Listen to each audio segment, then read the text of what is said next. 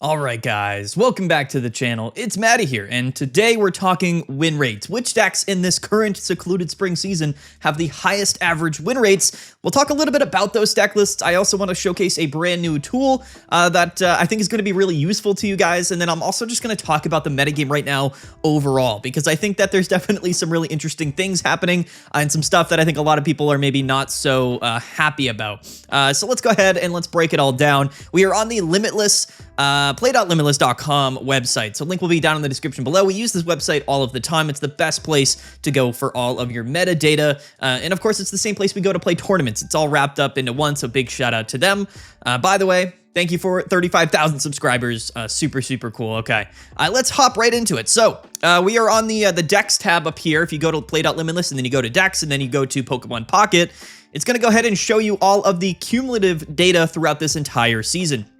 As we see, we have 52 tournaments so far, 4,300 players, and almost 12,000 matches. So definitely a pretty large sample size. At this point, we have a pretty good understanding of what this new season's metagame really looks like. So these are all of the most played decks. It is right now filtered by meta share, as we see Suicune and Greninja is the most played deck. But what we're going to do today is we're going to filter by win rate. So what this typically does, and let's go ahead and press this so we can filter by win rate. You can see here, these are actually the highest average win rate decks in Pokemon Pocket right now, at least this season. So what happens is that, of course, decks with a small sample size, things like Alolan, Raichu, and Raikou end up being really high on the list. Flareon and Sylveon, and then, of course, Raikou and Tapu, Koko, EX. These are decks that, aren't nearly as popular as some other decks in the format, but because they have a small sample size, it's more likely that they have, a higher win rate. So, that's typically what happens, right? We have to take some of this data with a grain of salt. As we see here, Alolan, Raichu, and Raikou EX is actually the highest average win rate deck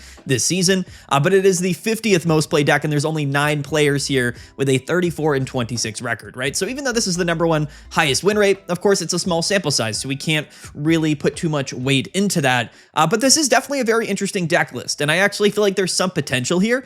So let's go ahead, and then we'll pull up a list example. This is going to be Mono Fukuro, his list from the Pocket Legends tournament. Let's take a look here at the deck list. So what's actually quite cool, in my mind, about Alolan Raichu EX is that it's not only dealing with a lot of the most strong decks of the format right now, but it's also dealing with the counters to those strong decks. Namely speaking, of course, when you're playing Raikou and Zero Aura and Alolan Raichu EX, these are all lightning Pokemon that are going to do really well into Suicune.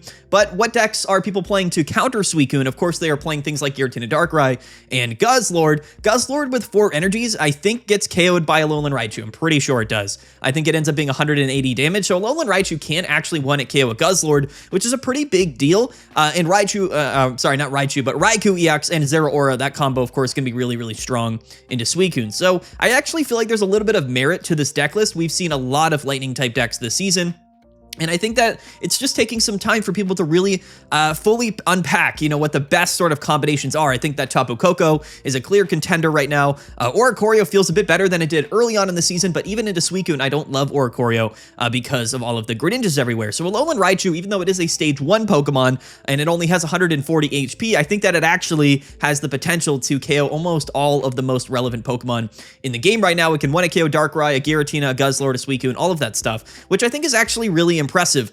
So I think that there's something to say here about Alolan Raichu. Now, of course, with Raikou in the active, we can draw cards, and it makes it a little bit more consistent to get that Alolan Raichu on board. But for the 3 energy attack cost, it can be a little bit difficult to get this Pokemon up and running. So we might have to take a look at some other stuff in the format that, of course, might be able to power up and get those energies onto Alolan Raichu. So the strategy for this deck list, of course, is Zero Aura, Elemental Switch, but of course, Electrical Cord. So Electrical Cord, in my mind, is a really valuable card to a lot of these lightning type decks. It can make them extraordinarily strong. However, it does mean that your deck basically gets hard countered by Guzma, and it's very easy for some of these decks to just throw in one Guzma, and then all of a sudden we can't set up Alolan Raichu, and we can't win the game. So I think that it's a little bit of an awkward system here, and I've been trying to make the Electrical Cord, Zero Aura, Elemental Switch, Raikou stuff work over the last week or two, but at the end of the day, it's a deck that's probably going to struggle if you don't get ahead of things in the early game, and we probably are going to lose to Guzma, which coincidentally this deck does play Guzma. But honestly, I think the concept around Alolan Raichu makes a lot of sense, and I think that this is actually a very powerful Pokemon and can basically KO anything that is at the top of the metagame, and I think that's definitely really cool. If we go back here, and filter by win rate, the second highest win rate deck this season is actually a deck that is seeing quite a bit of play, and that is Silvally Rampardos, the 14th most played deck here this season. 64 people have played it, and it has a 237 wins to 178 loss record. That is a 55.5% win rate. Now, I actually spent a little bit of time talking about Silvally Rampardos in the last few days. On the tier list, we put it into the A tier. I actually, especially for ranked mode right now, I kind of place Silvally Rampardos at the very, very top. If I had to grind ranked right now, if I had to play 500 games this week of ranked mode, Silvally Rampardos would probably be my choice. I feel like that it's very well positioned, not only into all of the counter meta deck lists, but going second, it has the potential to beat basically anything. And when you go up against Suicune, you kind of have to, you know, like, you have to, I don't know, take the losses with the wins, right? If you're going first playing Silvally, you're probably going to lose, but if you go second with Silvally, you have a lot of options and you have a lot of pace. Similarly to Suicune, Suicune is extremely strong going second, but if it goes first, there's a lot of opportunities to win. So I think that when you're playing another deck list that is heavily based around going second, you have a lot of opportunities. Not only is it going to be, of course, really strong into all of these lightning type decks that we're seeing play in the format right now, but things like Guzzlord and then, of course, things like Dragonite, which are really big Pokemon, kind of get countered a little bit. Those slower big Pokemon decks, they get countered by these single prize archetypes that can still deal a lot of damage. That's what Silvally Rampardos does very, very well. Buzzwole is not seeing that much play right now. I actually feel like Silvally Rampardos is extremely well positioned. One of my favorite decks to be playing right now. Let's take a look at an example deck list. And to be fair, I don't think the deck list has really changed a whole lot. I think that this is a very, very standard list. Of course, one Granidos I still think is proper with 2 fossils, 2 rare candy, 2 Rampardos. The cool thing about Silvally Rampardos is that you're guaranteed to lead type Nolan. Going second with 2 Gladion and 2 Silvally and 2 Professor's Research, it's a very, very strong deck going second. It is going to have those games, of course, where we just don't find our fossils or we don't get the rare candies and we can't go into Rampardos. And yeah, you know, we're probably going to lose. But a deck list like this is a little bit less dependent on its matchups and more dependent, of course, on just either going second or drawing the cards. And in a format right now with something like Suicune, which just feels like it's very hard to actually hard counter, playing a deck list like this is actually, I think, really, really smart. This deck is playing 2 Gladion, 1 Iona, 1 Mars, 1 Giovanni, 1 Cyrus. But one thing I would maybe consider is actually just playing a second Mars. I think there's a lot of decks that get shut down by like multiple hand disruptions. Suicune, of course, is one of them. Dragonite can be another one as well. I really like Mars, so you could even justify just playing 2 Mars and then, you know, nobody has fun and your opponent's just getting, their hand is getting absolutely ripped every single other turn. So I think that Silvally Rampardos is very, very strong right now. And honestly, I think that it's as well positioned as it has been in literally months. It has to be one of the best decks to be played right now, especially in the ranked ladder. You're going to see a wide variety of decks, but a lot of those decks are going to be lightning, and a lot of those decks do not appreciate a turn 2 Silvally smacking them for 100 damage, or Rampardos, quite frankly.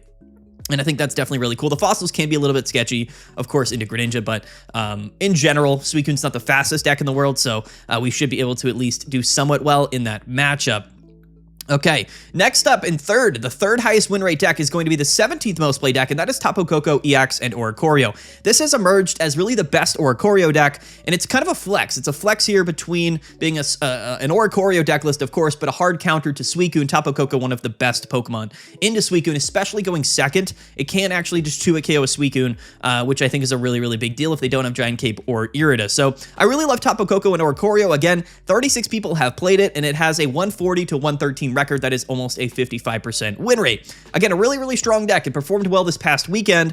I don't know, in terms of ranked battles, I don't know if this is something that I would really put super high on my list. Of course, it probably will have a decent high win rate in ranked, but you got to understand that if you're playing an Oricorio deck in ranked, yes, you're going to, of course, have that advantage into certain decks like Giratina Darkrai, but the matchups are going to go quite a long time. And honestly, I don't feel as confident about Oricorio in general across this entire season as I really have in previous seasons. So Oricorio is always a card that is going to lead to a high win rate, especially in a tournament setting, but in ranked battles, it's going to cost you a lot of, play time. The games are going to go longer, and there's no guarantee that we're going to lead Tapu Koko or going second, right? So Oricorio is a bit of a slower card, and in ranked battles, it's not always about win rate, it's about how many games you can play, especially with the win streaks. It's, pacing actually matters quite a bit when you're looking to grind ranked. We'll talk about it a little bit more tomorrow. I really like this deck list, right? We're playing some sustain. We have Potion, Pokemon Center Lady, Giant Cape. You can fit in a Guzma into this list to make your Giratina Darkrai matchup a lot better, but theoretically speaking, 2 Tapu Kokos really should be enough to give you a pretty significant advantage into the Suicune matchup. 1 Silver as well. I think Silver is a very underrated card. of course, into Suicune, right? If they don't have their Iridas, they're not going to be able to live a couple attacks from Tapu Koko, and I think that's a really big deal. We can also pull the Cyrus out of their hand, which can be a win condition later in the game as well. So I like Tapu Koko a lot. It actually is one of those older cards that has ended up being really, really strong just because of its matchup into Suicune. So I think it does deserve some mention. And I think that, again, it's Oricorio, right? So in a tournament setting, you're going to just win games because you're playing Oricorio. But at the same vein, it's not something I feel super strongly about in ranked mode. However, in tournaments, it's always going to be a really strong option. And no surprise that it has such a high win rate, mainly probably because of its matchup into Suicune. And then talking about Suicune, yes, actually the fourth and fifth highest win rate decks so far this season are both the Suicune decks. So Suicune Greninja playing at least one Giratina is, as long as it's not playing two copies of Giratina, it's not categorized as Suicune and Giratina. That's why they're separate here on Limitless. But beside the point, they're both the third and fourth highest win rate deck lists. This is the #1 most played deck this season, 753 players here, almost 17 or more than 17% of the meta share, 2,345 to 1,929. That is a insane win rate for a deck that is the #1 highest played deck in the season. To be fair, this is amongst the most dominant performances throughout a season that we have ever seen. And this is where we're really going to talk about this season and the metagame and how I feel about it. Suicune, this is a 54% win rate, by the way. Absolutely crazy, especially when you consider that the metagame has been almost entirely about countering Suicune and Greninja for about a week and a half now. For it to still have such a high win rate, it got second place at our tournament. It had the most top cut placements, the most top 8s, the most top 16s, an incredibly dominant deck. The issue with Suicune and Greninja, and let me pull up a deck list here so we can take a look at it. This is going to be the deck that got second place at our tournament. The issue here with Suicune and Greninja, I think there's a couple of things, right? Suicune, in my mind, is actually a very well-designed card. I think that it's engaging, and I think that it actually warrants some really interesting gameplay. The Legendary Pulse abilities on all of the Legendary Beasts are a lot stronger than I thought they would be, quite frankly. I didn't think that drawing the extra card, or in your first turn, or I guess the extra couple of cards in your first few turns, would result in this deck being way more fast-paced and consistent than I could have expected. But when we're playing two Professor's Researches and we're playing two Froakie, two Greninja, two Rare Candy, and two Irida, it really feels like we're drawing through all of our cards really, really quickly, and it's just a little bit too much in my mind. The other thing about this deck list that I really think is the problem, and I think that it's something about this season right now that I think a lot of people are not very happy with, is the Greninja Cyrus combination. Now, it's not a new combo. This combo has been around for quite some time. Those will remember Darkrai and Greninja, or of course Sylveon and Giratina and Greninja from previous seasons. I really do feel like Greninja and Cyrus is one of the least interesting, or I guess the least fun to play against combinations in all of Pokemon Pocket. We don't have any specific counter to this deck list or this strategy. If your opponent does have an attacking Pokemon set up, if your opponent has Greninja and Cyrus in hand, they're going to be able to KO anything that they want to. So you have to be really selective about which Pokemon you're benching. And the crazy thing is that Suicune is also limiting your ability to bench Pokemon because the Crystal Waltz attack does more damage the more Pokemon that we have on our bench, right? So already we're not really wanting to bench a whole bunch of Pokemon, and any Pokemon we do bench is not safe because of Greninja and Cyrus. On top of all of that, we have Giratina EX. And I think a lot of people were curious like why you would play Giratina EX, but I actually feel like it creates an even more toxic environment when you're playing Suicune. The games where Suicune goes second or even goes first and gets the Froakie, the Suicune, and the Giratina on the board on their first turn, it basically means that, hey, I can actually just Broken Space Bellow turn after turn after turn. And if you don't have anything that can survive 150 damage between the Water Shuriken and the Greninja, then you're going to lose because I'm going to KO you. And it's very unlikely, right, that you're able to, set up a Pokemon and then set up a second Pokemon that can deal with Giratina, right? And that's just kind of the way that the deck goes. And even if Giratina isn't there, then you have to deal with Suicune and Greninja combination, which is enough to really target down and KO many Pokemon. Greninja itself is a counter to Oricorio, right? So it can 1-hit KO an Oricorio, right? Doing 60 plus 20 with Water Shuriken. Unless Oricorio has a giant cape, it's not living one turn from Greninja. But that's the thing, is that Greninja can deal this ability more than once. So if your opponent gets 2 Greninjas on the board, or they can just sort of keep any Pokemon in the active spot and then Water Shuriken you once, and then next turn do it again and then attack to KO Oricorio. So Oricorio is just not really safe into this Water type deck, which feels bad because you would really think that Oricorio should be a card that does quite well into Suicune and Greninja. This is a deck that just ramps out of control, and it's really inevitable. What we're seeing is a lot of decks playing a bunch of red cards, a bunch of Marses, a bunch of Repels to really slow down the stack, and these are all cards that, of course, are going to be strong at slowing down Suicune, but they don't make for interesting gameplay. You know what I mean? The only way to really beat Suicune and Greninja is to play a really fast-paced deck, something that, of course, can just sort of get ahead really early. And even then, it's oftentimes reliant on you going first or second. So for that reason, I don't feel very, I don't love this deck. I don't really love what it's doing to the metagame. You guys can comment down below and let me know what you guys think. But for this deck list to have a 54% win rate and be, of course, literally almost 20% of the meta share is extremely dominant. I talked about Suicune before the set even released that this card would be crazy, but as we see, we've kind of been waiting for a strong water type Pokemon for quite some time, but I think there's a reason why maybe the developers haven't given us these Pokemon for a little bit, because the water type just has so much support, right? Between Greninja, between Irida, it's just too much, honestly. You could even point to Irida being the main issue with this deck list, because they're able to keep Suicune alive for so long. A giant cape Suicune with 2 Iridas is going to be really difficult to KO.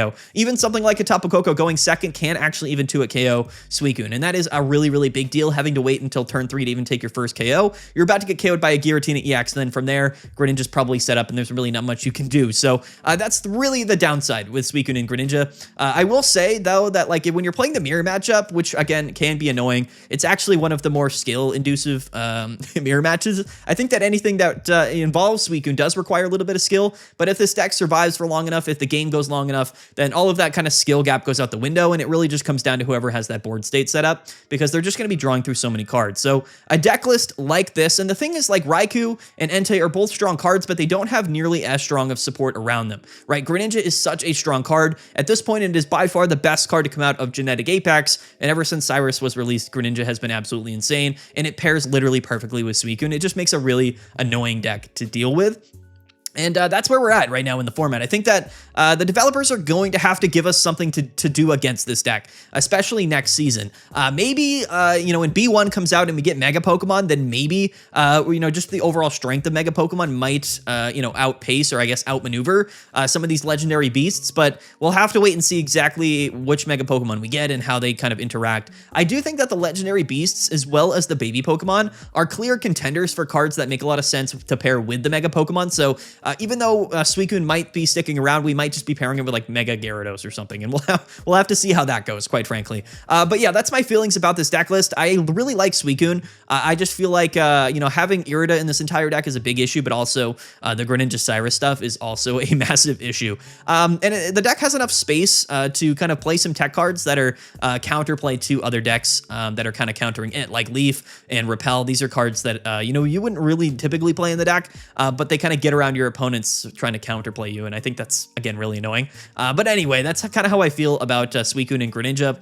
Extremely dominant, in fact, one of the most dominant things in the entire game right now, and really in the history of Pokemon Pocket. Suicune really is one of the best Pokemon that we've ever had. Just an absolutely incredible card, and I kind of called it when I saw Suicune, but I was hoping that there would be more substantial counterplay to it, but in a deck list like that, it's just going to ramp out of control, and if you get a little bit unlucky, then you're going to lose, and that's just how the deck goes. So what is this? The 5th most highest win rate deck is actually going to be Flareon. So Flareon is split into 2 different archetypes. So there's a Flareon down here, which is the 5th most played version of Flareon, which actually is only playing 1 copy of Sylveon. So that's the main difference here.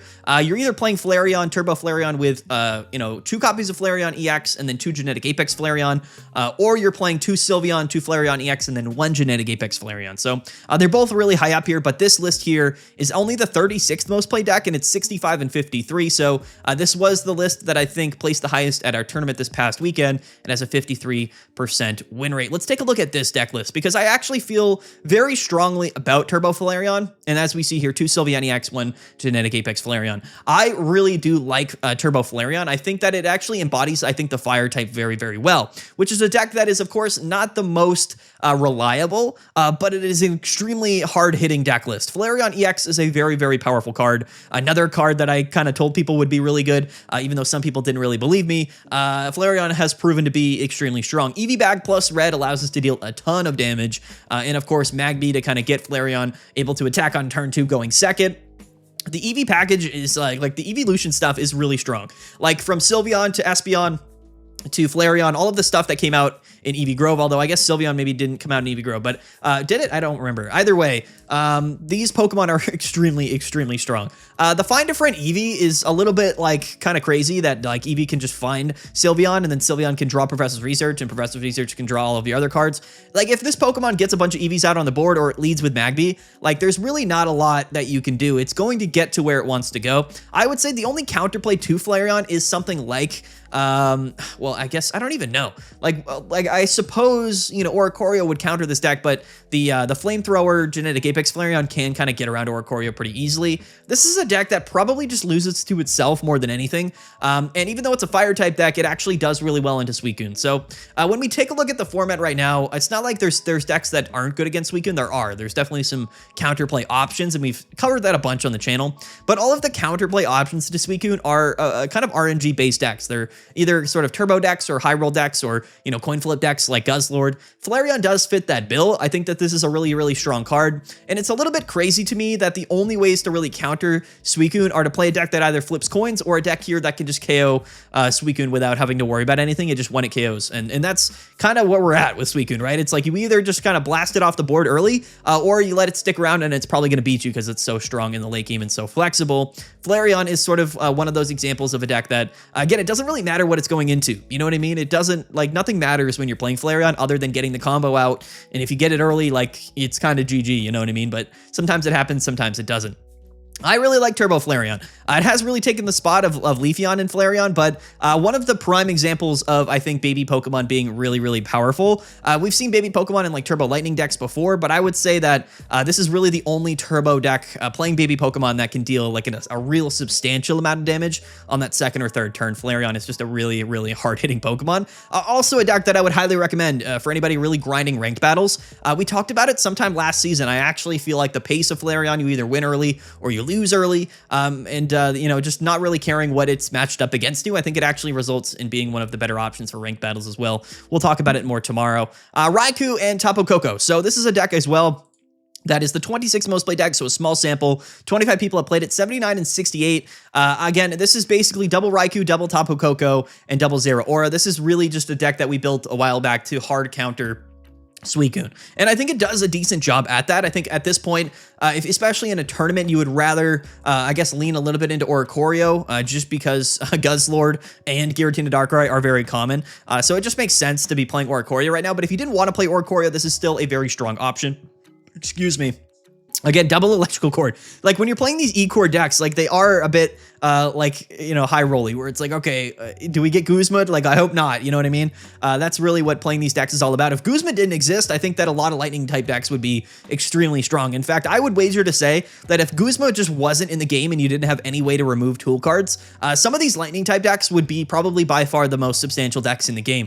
Because if you do have the electrical cord and there's no risk of it getting removed before you get KO'd, like it's really, really difficult for your opponent to stay ahead. Electrical cord is an incredible card, and I'm actually kind of glad that Guzma exists because it's a little bit broken, especially with all of the lightning type cards that we have. But again, the real idea with this deck is pace. It's just about kind of overcoming Suicune before it can get up and rolling. The repels, which this deck list actually doesn't play repel, it plays Sabrina, but Sabrina and repel is going to be strong options in a Suicune.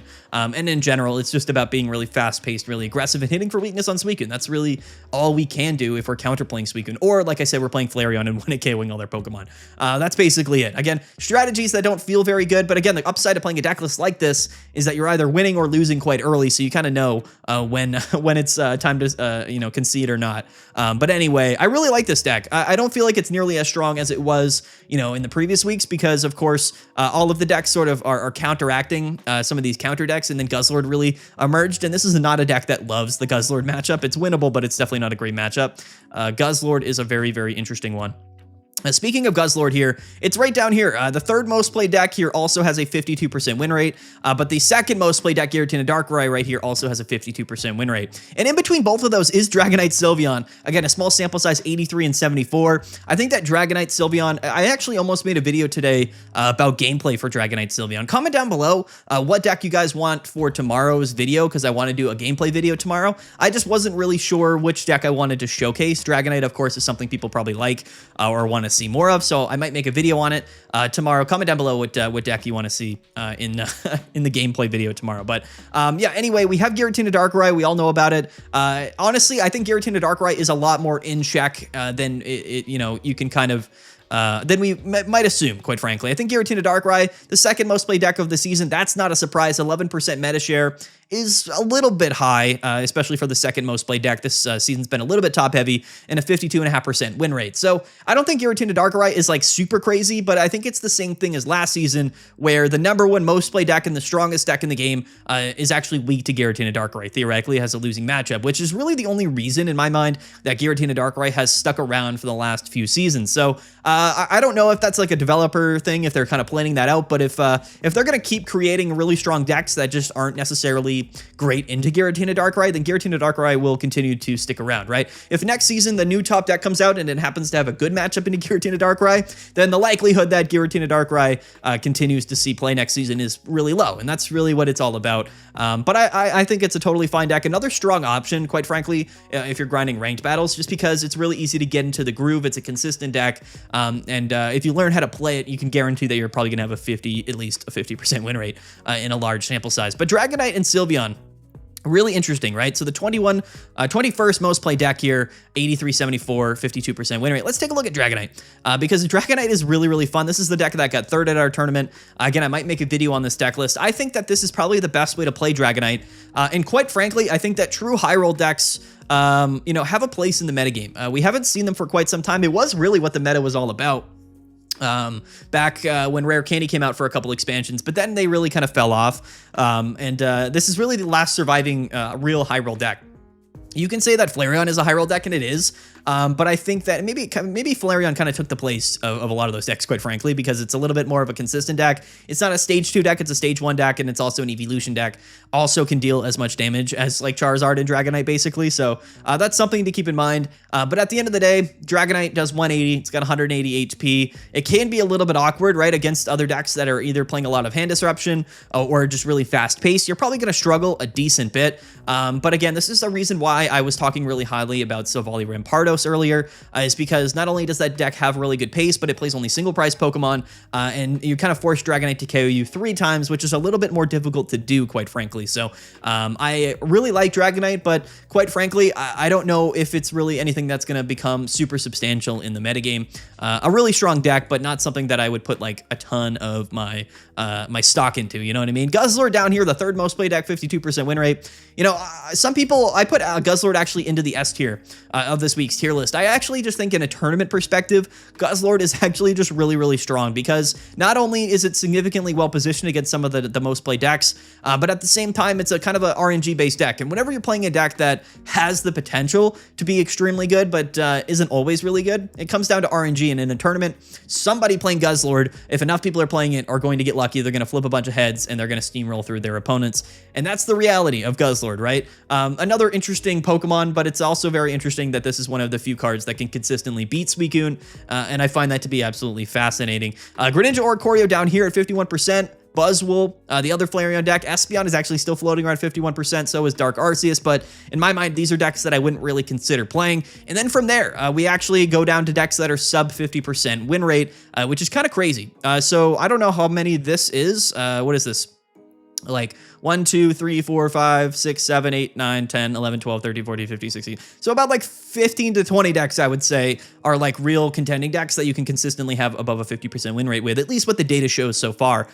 Do I think any new decks will emerge throughout the next couple of weeks? Well, we'll have to keep our eye on it. I do feel like there's definitely a lot of space for certain decks to kind of pop up. I don't know if they'll be like brand new deck lists, but old decks definitely have the opportunity to come back into the metagame, and that's always what happens, right? So I think that this meta is developing a lot more quickly than other metagames, but at the same time, I also feel like things are going to become pretty well balanced, and we're going to kind of get settled in even earlier. So my expectation is that coming out of that third week, going into the fourth week, things are probably going to be pretty stale in terms of the Pokemon Pocket meta. What is it? The next mini set, or I guess A4B, is set to release on September 30th. That is the report, at least, which is 20 days away.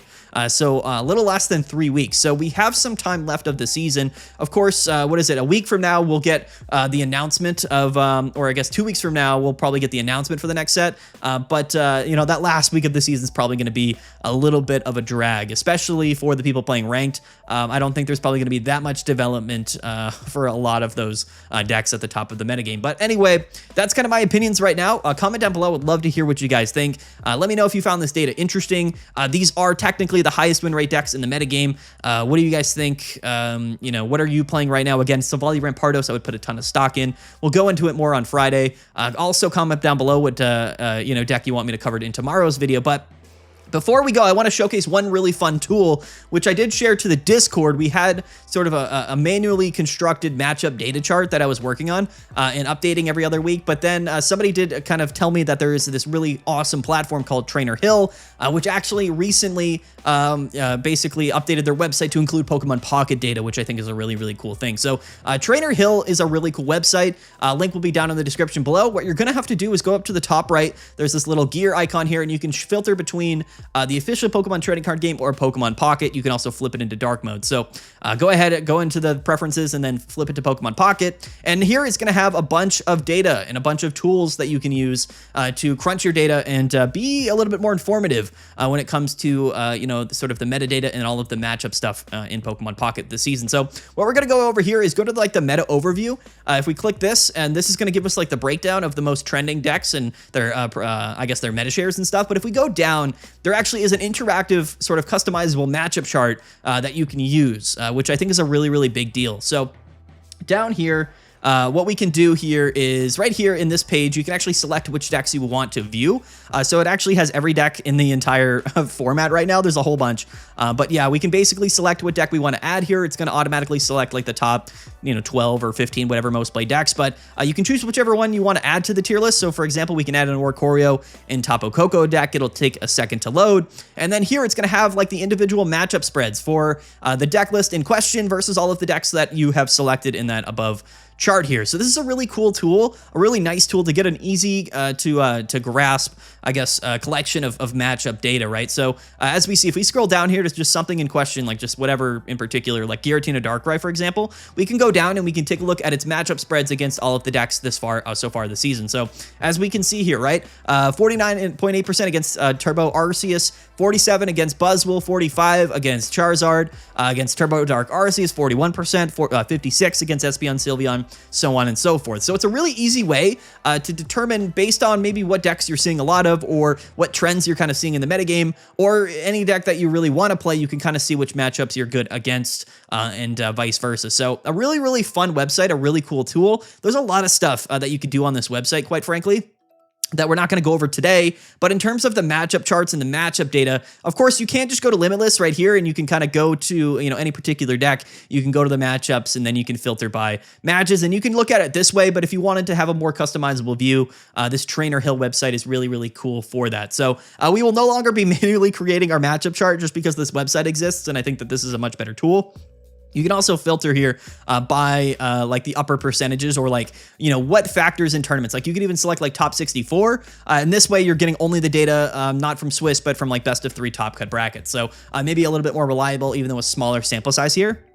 A lot you can do for this website that I think is really cool. I just wanted to showcase it. So big shout out to Trainer Hill in this website. Again, link will be down in the description below. It's my job to keep you guys informed and give you all of the tools you need. We normally make videos like this once a season where I like to break down the average win rates. I like to break down some of the matchups and stuff like that. The data videos might not be like super interesting to you guys, but I love talking about the data. So videos like this I think are pretty interesting. And also like sometimes it's a surprise, right? Who would have guessed that Alolan Raichu had the highest win rate? Silvally Rampardos is a massive player right now. Tapu Koko or Oricorio is a really strong counter meta deck. And all of these other options right here like Dragonite or Greninja or Oricorio, like some of this stuff could be interesting, right? And again, it's about reading the data and knowing where it applies, right? So there you go. I wanted to at least give it to you guys in today's video. There we go. That's it. Comment down below what you guys think. Let me know. And of course, we'll do some gameplay tomorrow. So comment down below what deck you want to see in tomorrow's gameplay video. Don't forget to like and subscribe, guys. We'll see you guys later. Have a good one. Peace out. We'll see you guys later. And yeah. Bye.